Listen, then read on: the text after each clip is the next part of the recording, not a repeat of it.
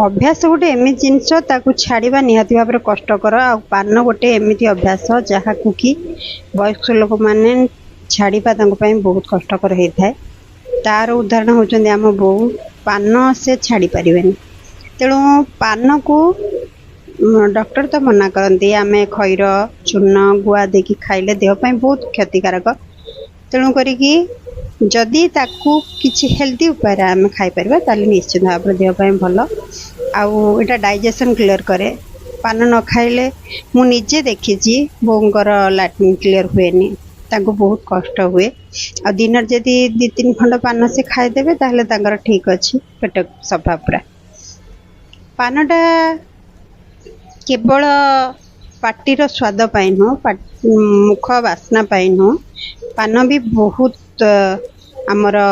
पूजा पर्वाणी आखंडली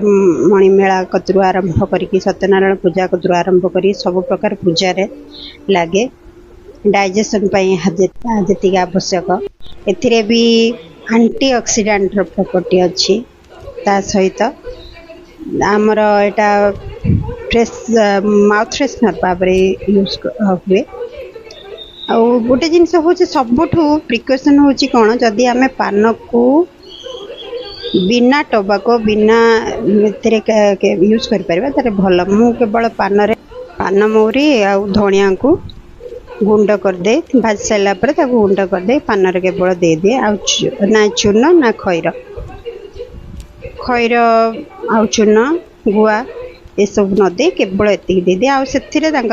digestion clear हो जाए।